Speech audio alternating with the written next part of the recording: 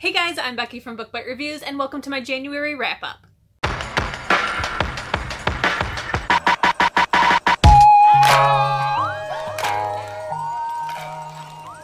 January was a really good month for me. I ended up reading 11 books. Only one of them is a 3-star and the rest are 4 and 5. As always with my wrap-ups, we will be starting with the lowest rating and moving our way up. The only difference that I'm going to be making is I'm going to try to make these videos as short and sweet as possible. So unless I have something to say about that particular book, I'm really just going to show the book and move on. Starting with our lone 3-star read, it was The Misadventures of Grumpy Cat and Pokey by Ben Kuhl. This was a graphic novel that I got from Hoopla. To be honest, when I first read it, I gave it 4 stars, but after sitting on it for a month, as this was the first book that I read in January, I kind of feel like it really is more of a 3-star. It was cute, it was interesting, but it wasn't that impressive, and I think I gave it a 4-star just because it's Grumpy Cat.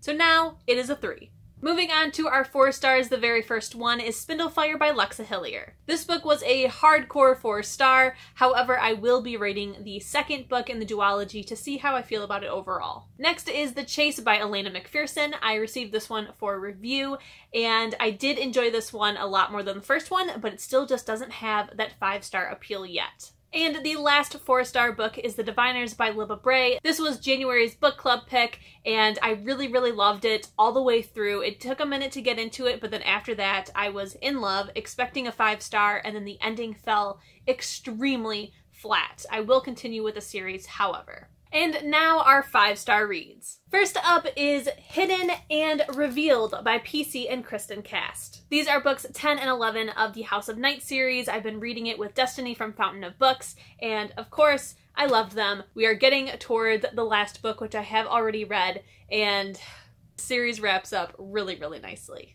Next is a reread of Harry Potter and the Sorcerer's Stone by J.K. Rowling. Next is She's With Me by Jessica Cunsolo, better known on Wattpad as Ava Violet. This book was sent to me for review. I really loved it, and I can't wait to read the next in the series. Next is The QB Bad Boy in Me by Tay Marley. This was a January release, and I expected it to be extremely cheesy, but it was actually really good, and I would highly recommend you pick this up. Next is Dead Until Dark by Charlaine Harris. This was on my 20 in 20 list and I read it and loved it. This was so good. I definitely want to rewatch the show now. It was absolutely fantastic and I'm just so happy that it lived up to my expectations and my love of the show. I will definitely be reading more from the series. And the last book and my favorite book of January is The Family Upstairs by Lisa Jewell. This is a brand new adult mystery thriller. I know. Who am I? I don't even know because I don't read this kind of book.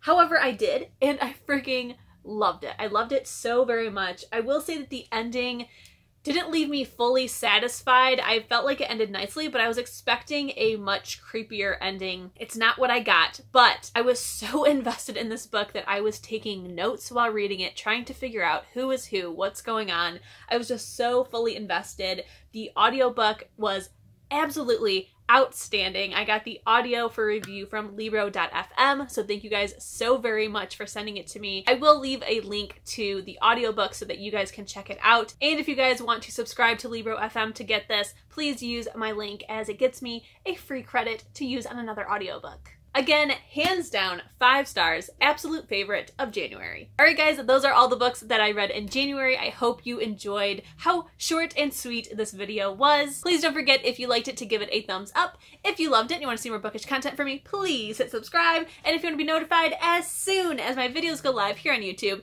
hit the notification bell. I'll see you in my next one. Bye!